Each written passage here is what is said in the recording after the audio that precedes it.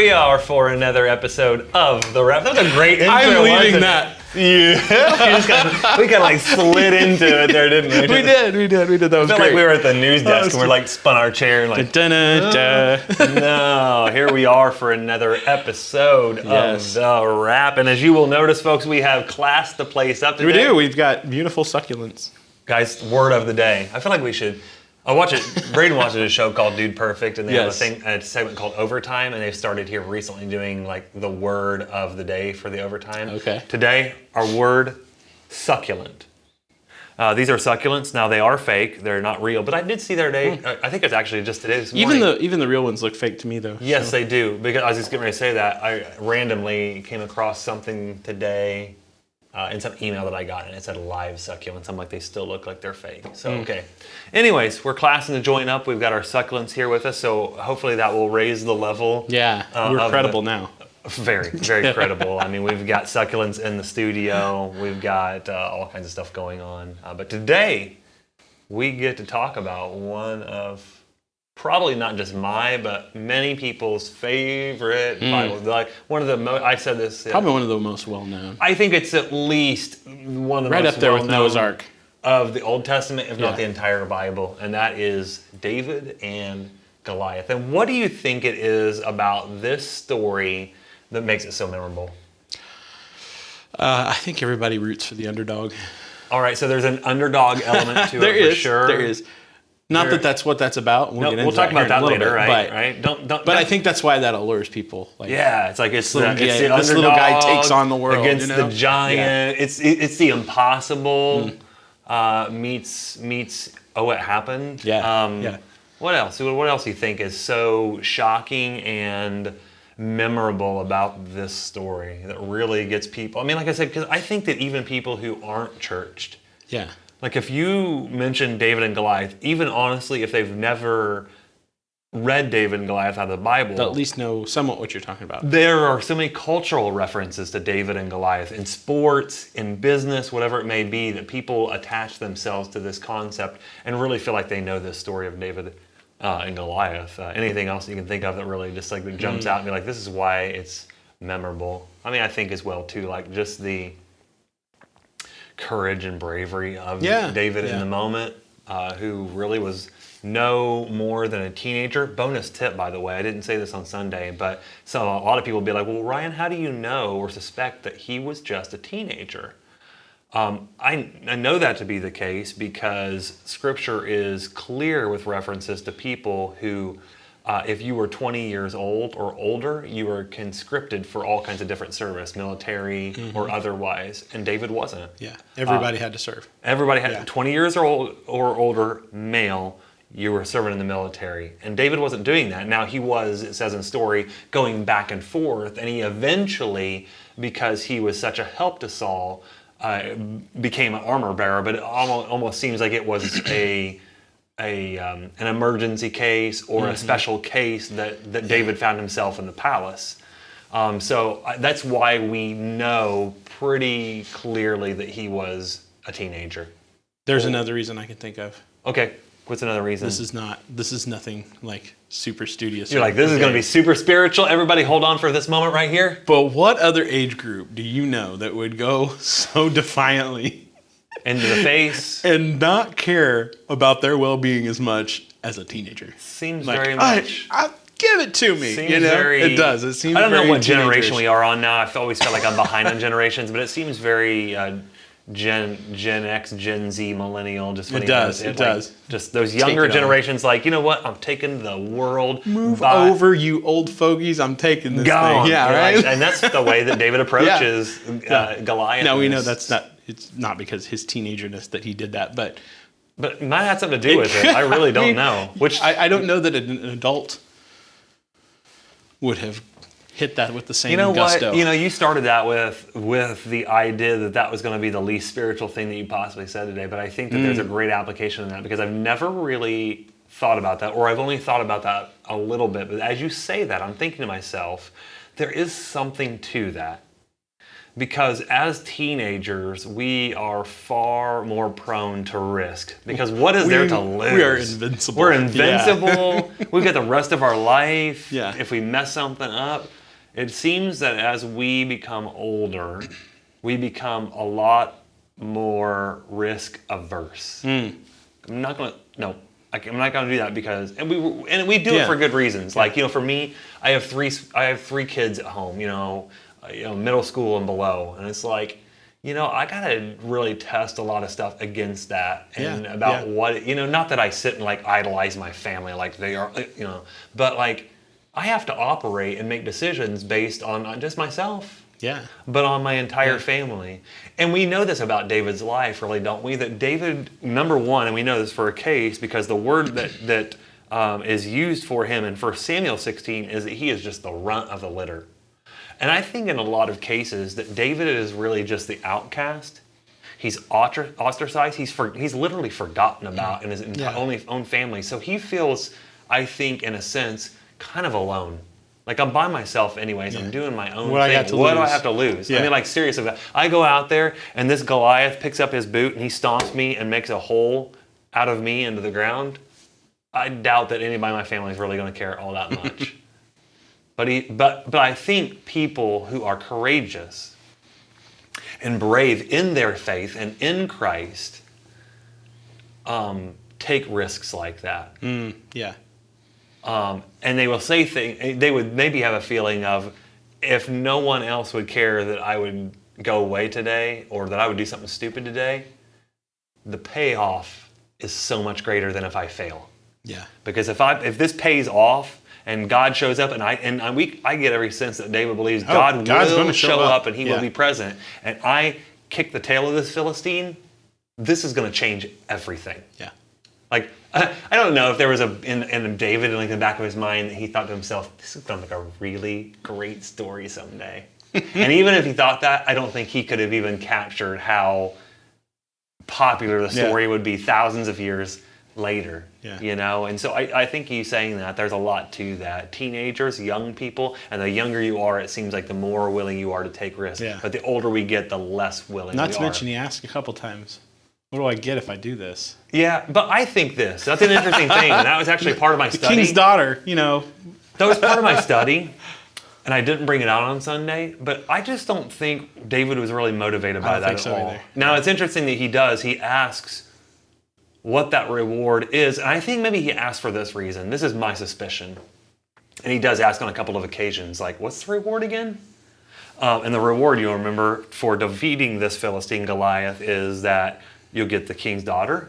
Mm-hmm. You will, in a sense, be taken into the royal family. Right. You will not have to pay taxes the rest of your life, and you will be wealthy beyond your wildest dreams. Sounds like a pretty good thing. But I think what David was thinking in his mind was, and nobody has taken the king up on this offer? I'm glad you brought that up, because I think that's true. I think he was probably bewildered of, why hasn't anybody? Why has nobody at least tried? Of all of these people, not one of you at least has tried to do this. I think it's just shocking to him. It's appalling to him, honestly, that nobody has come out and tried that. So I think David is like... And you can see his indignation, not necessarily his people, but the fact that, who is this... Oh yeah, that's the whole thing that spurs Philistine that is defiling. My God, why?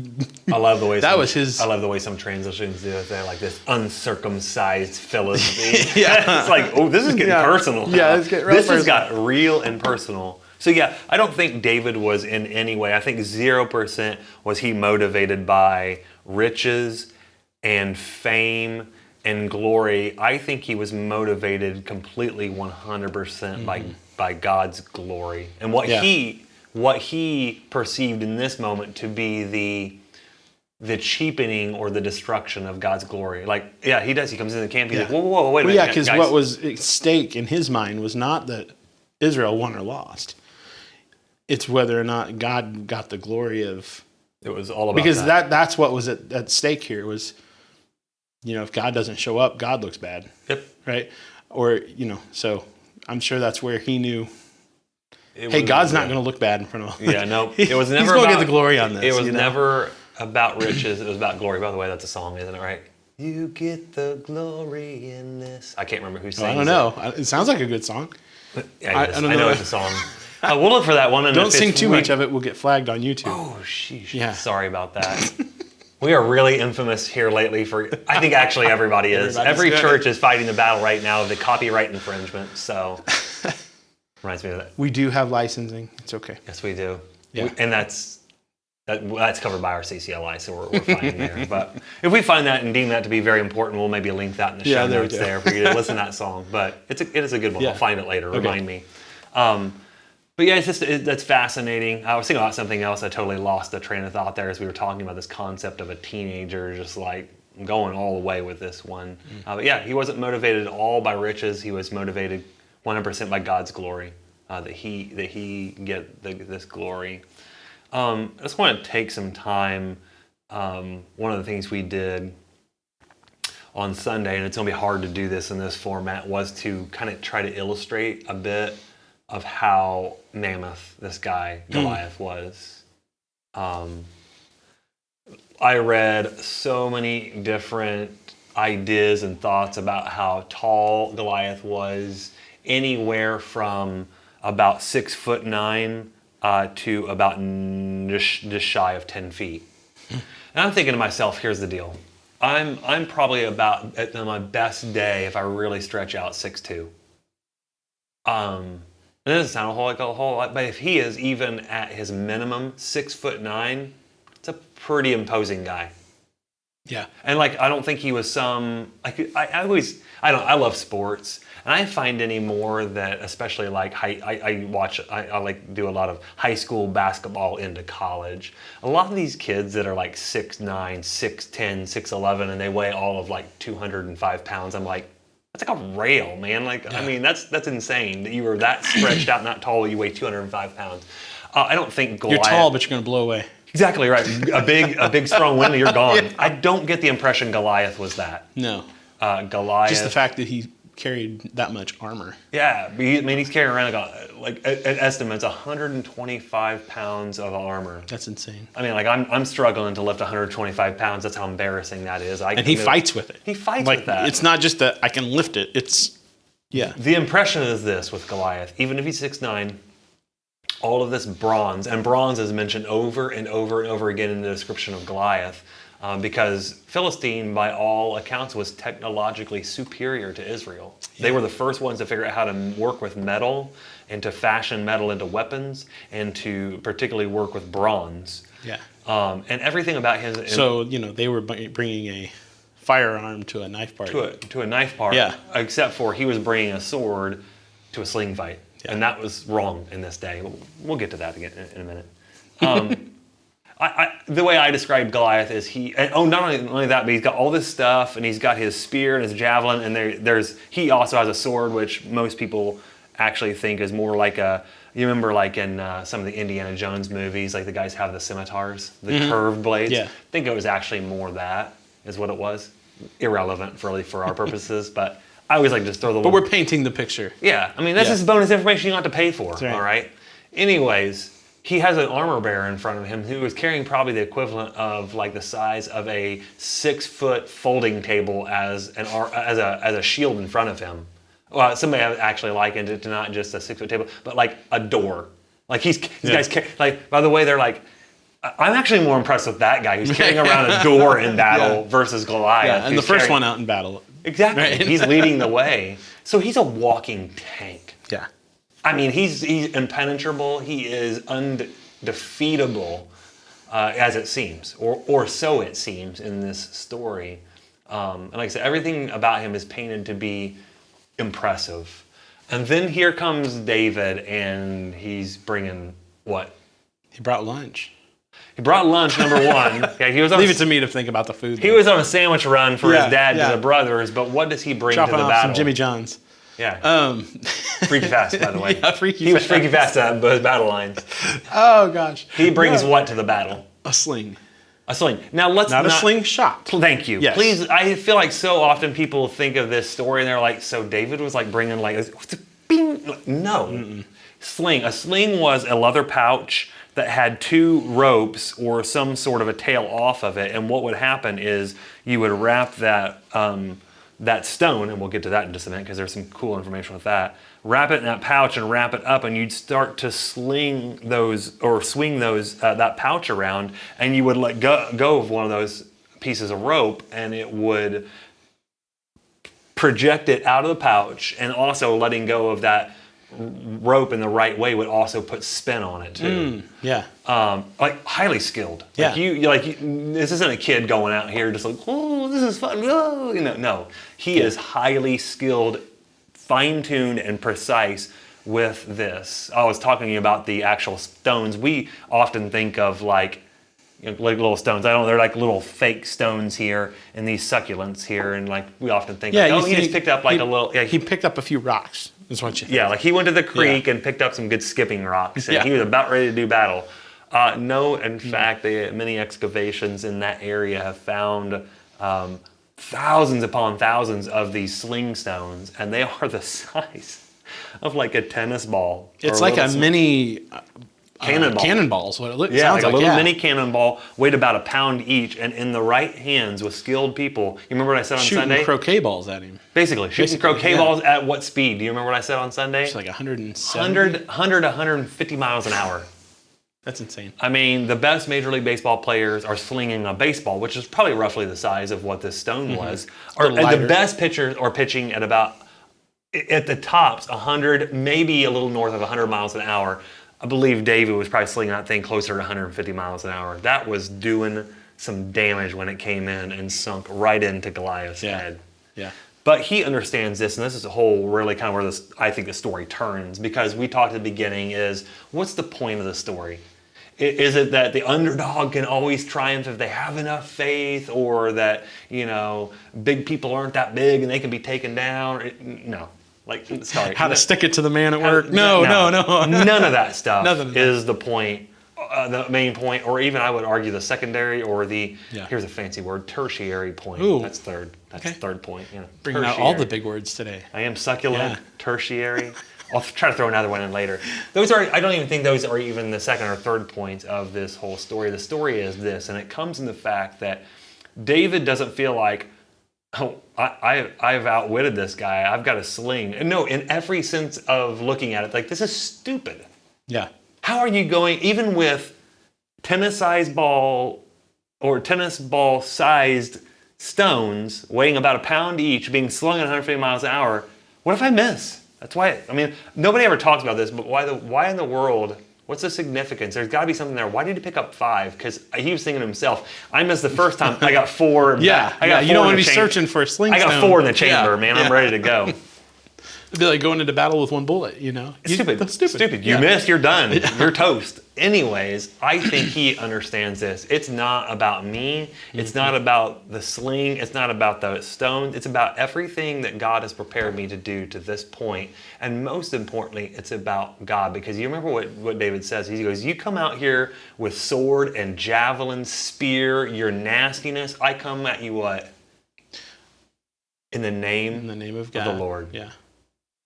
I can imagine Goliath just looked at that and be like, what? That's stupid. Yeah. Well, he thought it was stupid until he got a stone right between the eyes. Yeah. David understands in this entire story, it's not about me being an underdog and you being a giant and me taking you down. It's about God. The power of God. And the power of God being on our side.